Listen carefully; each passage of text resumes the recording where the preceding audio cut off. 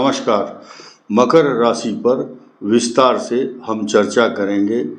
इससे पहले आपको बताना चाहूँगा कि आपकी राशि पर अप्रैल मास में कुछ खास, कुछ नए और कुछ विशेष ग्रहों के परिवर्तन हो रहे हैं तथा कुछ ग्रहों का परिवर्तन के साथ साथ खगोलीय घटनाएं तथा आने वाला जो मास है आपके लिए कितना शुभ और कितना उपयोगी होगा, इसकी भी शुभ सूचना आपको देनी ज़्यादा ज़रूरी है।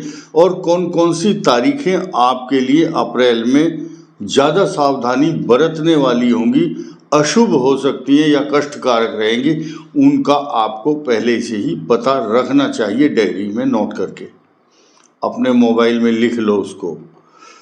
तो आइए शुरू करते हैं।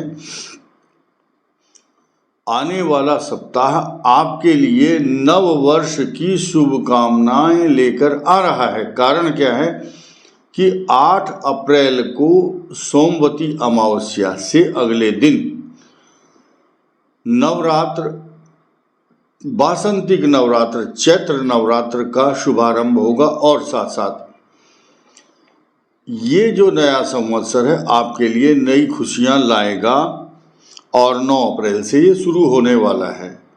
विशेष बात क्या होगी अप्रैल के महीने में आपके लिए, पहले तो हम इस बात की चर्चा कर लेते हैं कि 4 तारीख से ही आपके खुशियों का अंबार लग जाएगा। 4 अप्रैल से, यानी कि नज़दीक ही ये तारीख है।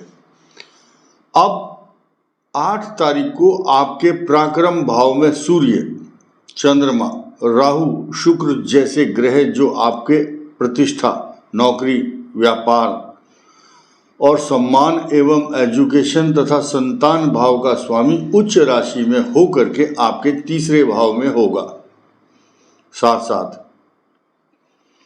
आपका जो भाग्य स्थान है उसका जो स्वामी है वो वक्री और अस्त भी होगा, परंतु आपके केंद्र में स्थित बृहस्पति अपने सारे शुभत्व, शुभ गुणों की आभा मंडल और कांति बखेरता हुआ आपके सम्मान में कमी नहीं रखेगा, क्योंकि आपका जो बृहस्पति गोचर में इस समय है वो आपके नौकरी, व्यापार, प्रतिष्ठा, मान सम्मान तथा रेपुटेशन से जुड़ा हुआ है, तो उसमें कोई कमी नहीं है। तथा घर में सुख के साधन, मान सम्मान के साथ साथ साज सज्जा आदि के जितने भी सामान हैं वो सब आते रहेंगे, आपको उपहार मिलते रहेंगे।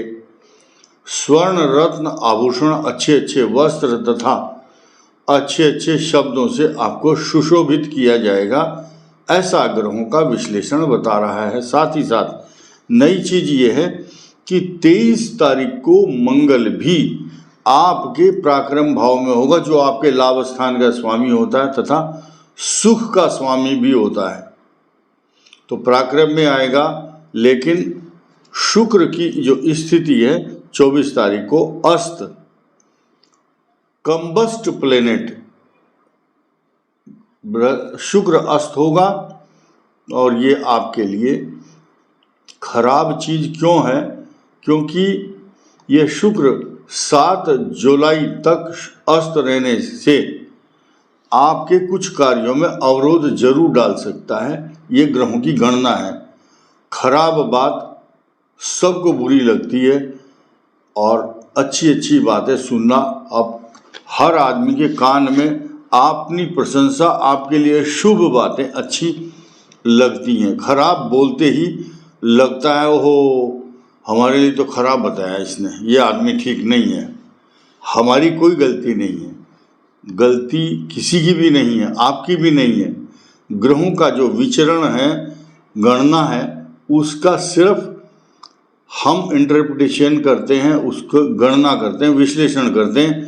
जैसे कि पत्रकार लोग नेताओं की बात करते हैं, वो राजनीति में ऐसा है, वो पार्टी ऐसी है, लेकिन हम लोग ग्रहों की बात करते हैं। ये शुभत्व प्रदान करता है, ये कष्ट देता है, ये मान सम्मान देने वाला, ये नौकरी, ये व्यापार, ये आयु के लिए, चोट के लिए, संतान, एजुकेशन आदि सब कुछ। अब हम नई चीज़ की तरफ बढ़ते हैं। नई चीज़ ये है कि जो मकर राशि है, इस महीने के लास्ट में आपके एजुकेशन, ज्ञान, बुद्धि, विवेक, संतान तथा पराक्रम भाव एवं शुभ कार्यों में खर्च करने वाला जो प्रतीकात्मक स्वरूप बना रहता है गुरु आपके कुंडली में, उसका पदार्पण वृषभ राशि में होगा।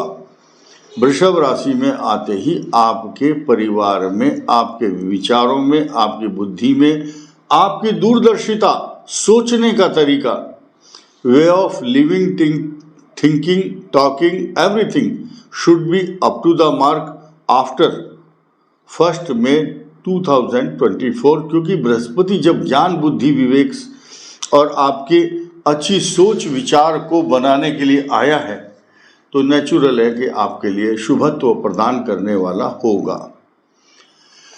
डिपेंड करता है कि आपकी कुंडली में जन्म के स्थान पर कहाँ है, कहीं उसके ऊपर अब आने वाले जो बृहस्पति देवता हैं, इनकी दृष्टि अगर आपकी कुंडली में कहीं ना कहीं उस स्थान पर पड़ेगी जहाँ बृहस्पति की राशि है, या बृहस्पति बैठा है, या बृहस्पति उन ग्रहों का, उन स्थानों का स्वामी है, उन पर, क्योंकि दृष्टि कहाँ जाएगी,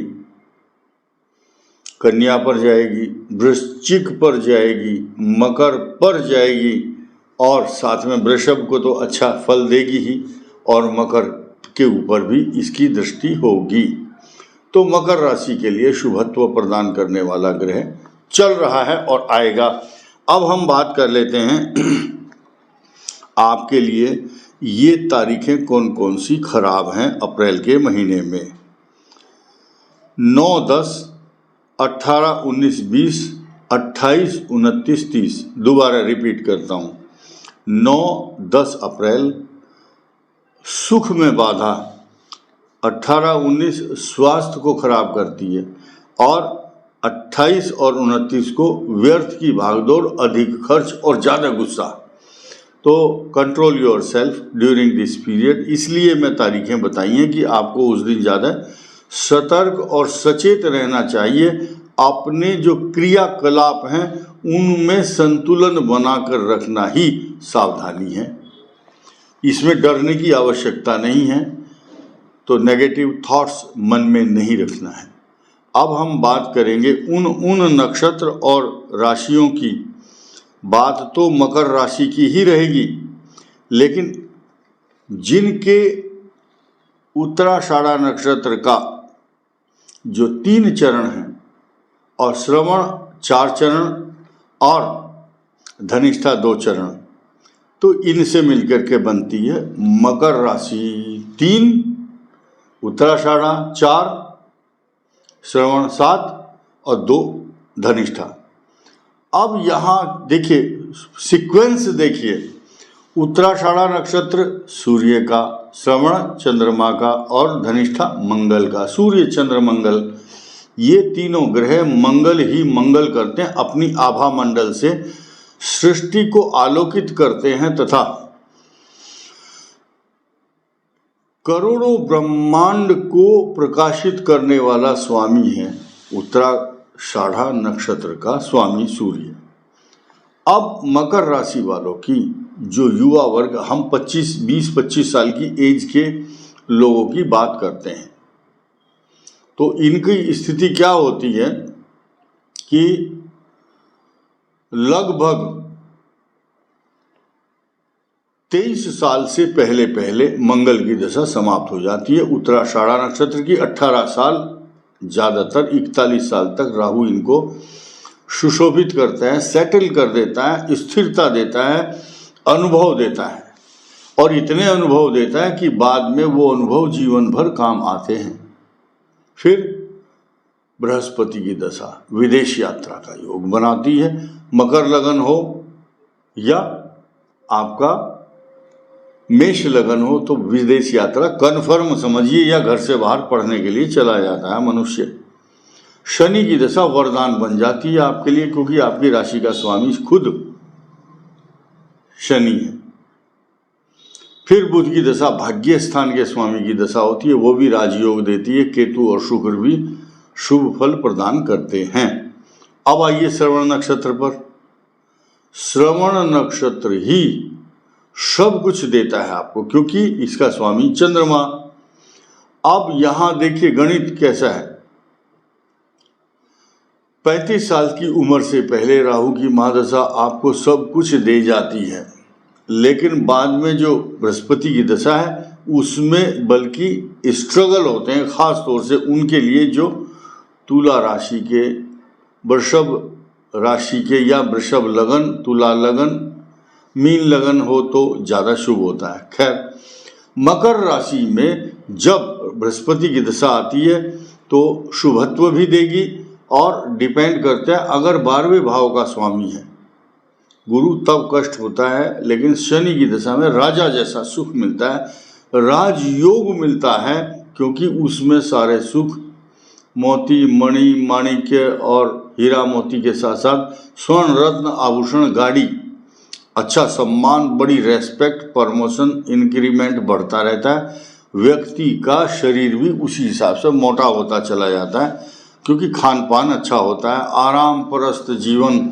और बुध की दशा, केतु और शुक्र निरंतर शुभत्व प्रदान करने वाली दशा रहती है। धनिष्ठा नक्षत्र वालों के लिए 25 साल तक राहु स्ट्रगल कराता है, उसके बाद 41 साल तक बृहस्पति की दशा सुख का लाभ देती है, किसी को देती है किसी को नहीं देती। और 19 साल शनि की महादशा तो वरदान बनती है। 60 साल की उम्र तक श्रवण नक्षत्र वाले, ज़्यादातर धनिष्ठा नक्षत्र वाले 60 साल की उम्र तक रिटायर हो जाते हैं। ज़्यादा से ज़्यादा 1 या 2 साल उनको बुध की दशा का मिलता है रिटायरमेंट के टाइम। जो भी नौकरी में होंगे आप अपना हिसाब लगाइए, सब कुछ मिलता है, सारी मनोकामनाएं पूर्ण कर लेते हैं रिटायरमेंट तक, 60 ईयर एज। फिर बुध, केतु और शुक्र की दशा भी इनको जीवन में रिटायरमेंट के बाद का सुखी जीवन देती है। ये मैंने वीडियो के माध्यम से आपकी दशाओं का वर्णन किया। आशा है आप उसके अनुसार अपने आप को महसूस करेंगे कि हाँ, हमें इस बात का ध्यान रखना है कि जो तारीख बताई हैं दोबारा सुन लीजिए। 9, 10, 18, 19, 28, 29, 30 अप्रैल आपके लिए ज़्यादा सावधानी पूर्वक रहने की तारीख है। इस वीडियो में इतना ही। धन्यवाद।